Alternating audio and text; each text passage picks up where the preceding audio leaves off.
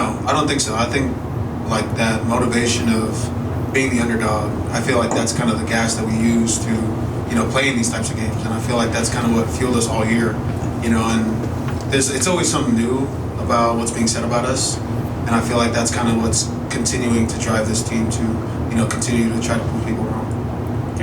Yeah, if you don't have doubt, you'll never be successful. Because if you think you're successful, then you'll start falling. And I think the doubt that people give to us for free is extremely, motivating to everybody. And like I said, if you have doubt, you'll be successful in life because you're going to constantly want to prove somebody wrong. Blake Beeman, Sun Devil Source. Cam, the last time you were on a national stage like this in the Big 12 Championship, you made the most of it. What excites you about the opportunity to play Texas in a stage like this in the CFP? Yeah, I get to play another football game. I'm excited for that, and I'll always be blessed to keep playing. And then no matter what happens, hopefully keep playing football games. I'm super excited to be on the field at the highest level against the highest competition. They're going to be a team that we're going to have to fight against the whole game. And, it's something I got to put on my shoulders and understand that, I got a lot of work to do. So, practice has been good and we're ready to go. Hey guys, Robbie Baker with Fox 10. For both of you, you had the extra time with the bye week, now getting ready to head to Atlanta tomorrow. Does it start to feel any different, any more real or anything like that? I think it, like for us, we treat it as a normal game week. And I feel like that's kind of how we don't treat any game any bigger or any smaller than it already is. We're one of the last 8 teams in college football for college football playoff.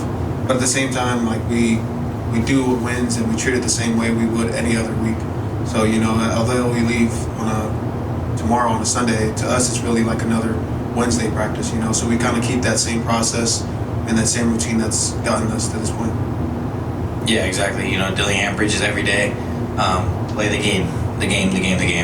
Don't play the moment.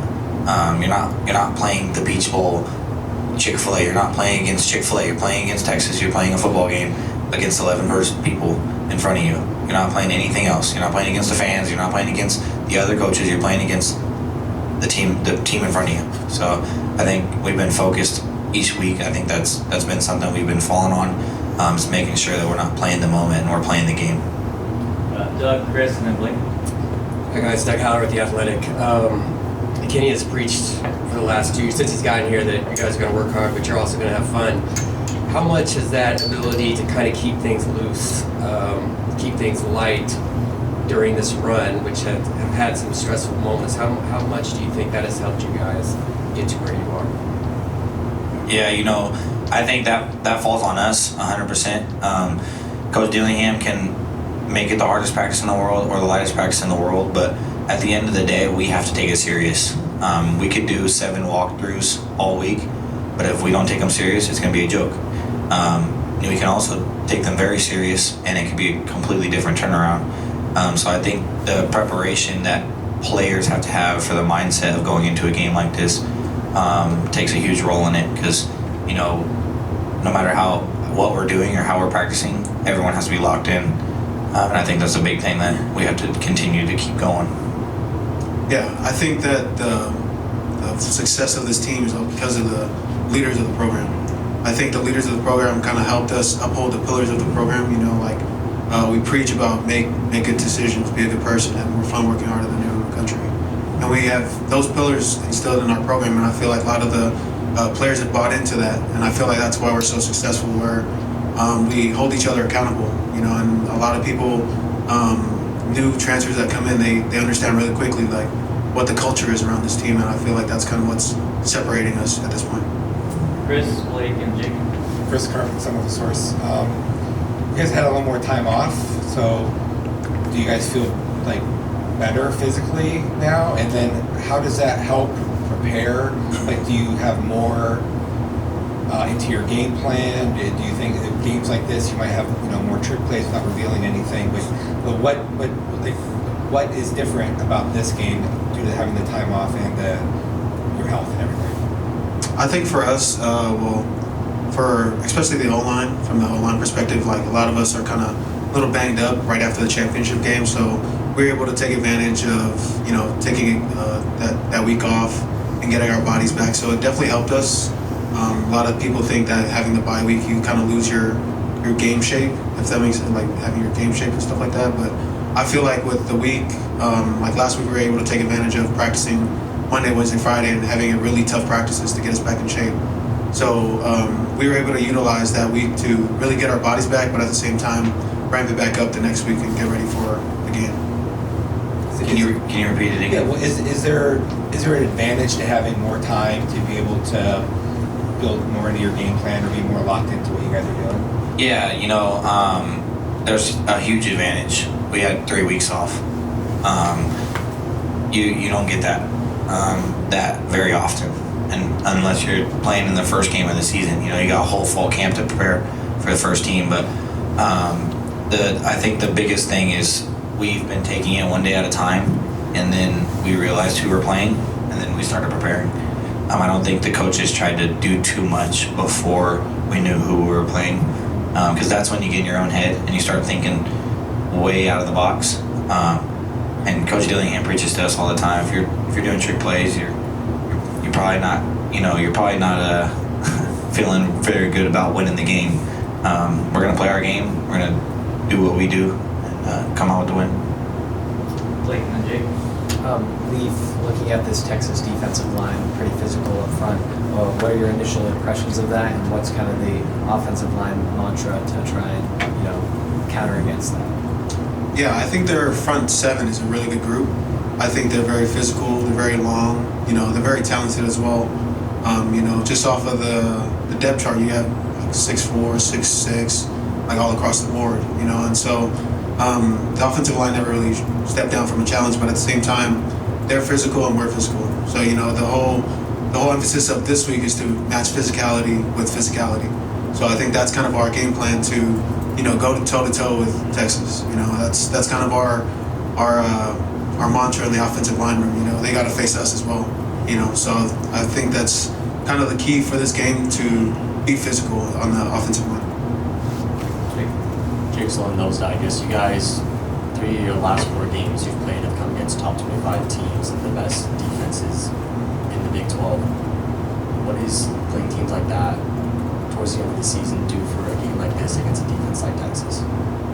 Yeah, it prepares you, but nothing prepares you for the number 5 rushing defense in the country, unless you're playing the number 4 or 3 or 2 or 1. So like I said, we have to continue to make sure we are on top of our stuff, and that we're focused on what we're doing, because we can think about everybody else and how everybody else ran the ball on them, but we don't have those players. We have our players. So I think the biggest thing is focusing on what our O-line can do with our running back, our quarterback, and our receivers, and understanding that if we focus on playing our game, we'll be just fine.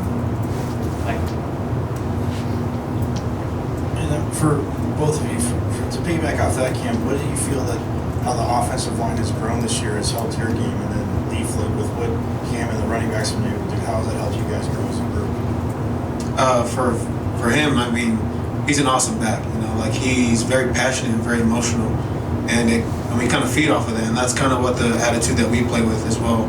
The energy that he gives off right before we break the huddle on the sideline, it gives us that much of an edge, that we play with, and I feel like that's kind of what we were able to lean on, late in the season, where we play with an attitude and we play with an edge, and I feel like that's kind of what we're feeding off of when we run block for scat. Yeah, and I think the biggest thing is, like you said, they feed off my energy. When you see a 220-pound guy run over a 6'6", 300-pounder, what makes you think you can't do it? So that's why I do it. I set the tone from the jump due to the fact that I'm showing them if I can do it, they can do it. And if they're physical, it's possible. And they've done a great job all year, of constantly getting better. They're not the best, but they're getting better every week, which is what matters. And that's why I love playing behind them, because the chemistry between an O-line and a running back has to be there. It has to. And the last 4 months of the season, like the last 4 months of our lives, we've done nothing but connect and get better together. And the way they block and the way I run, they feel the way I run. They know where I'm going to be at. They know how fast it takes me to get through the hole. And then also me too, like I know when those two guys are going to come off that double block to the linebacker. And that's just something that naturally comes. You don't really talk about that. And that's the biggest thing that I think has been helping us, just knowing each other and being able to play with a couple of the guys on the line last year.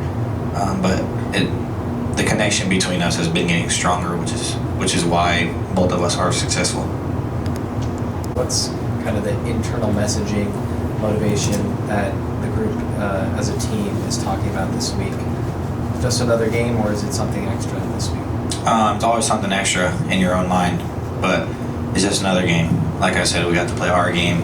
We have to constantly do what we do. We have to play the same game we played against Wyoming. We have to play the same game we played against BYU. We have to play the same game we played against Utah. Like, we have to play the same football. We play it all year. And if we do that, we'll be just fine. If we keep this, we either blow it out or we keep the game close. Why not? So if we can play our game and fight until the end, I think we'll be just okay. Carrie Osip, 12 News for both of you. Just talking about that, this is an emotional team, a team with heart. You see it from your coach. How much does the passion from the fan base and kind of feeling that surge, I'm sure you guys have felt it in these past 3 weeks being off, how much does that play motivation as you guys head to Atlanta? It helps a lot. You like at our banquet, we had the Peach Bowl team there as well. Some of the players and coaches that were there as well. So seeing them, supporting us, going to Atlanta, they've been in the same position we've been in that we are right now. So it helps to see that those guys care. It helps to see that the alumni cares. It also helps to see that the community cares. For them to support us to where we are now, it helps a lot, and it's definitely we have a chip on our shoulder to play for those people that support us since day one. Yeah, exactly. Just having the sport. The more we win, the more sport we're going to have, and you start seeing people come out of the woodworks supporting ASU. I think the last time, a year ago from today, I went to Walmart and I didn't see one ASU shirt. Now I see a whole section and everybody in the store wearing it. So it's awesome, because people are proud to be ASU fans, and that's what we're here for. We don't want to, make people feel like they can't support something, and the fact that we've been succeeding is helping people, and I'm sure it's putting smiles on people's faces. Like I say all the time, it makes people happy to see the team they like and actually be able to cheer for them. Awesome. Thank you guys. Thank you. Thank you.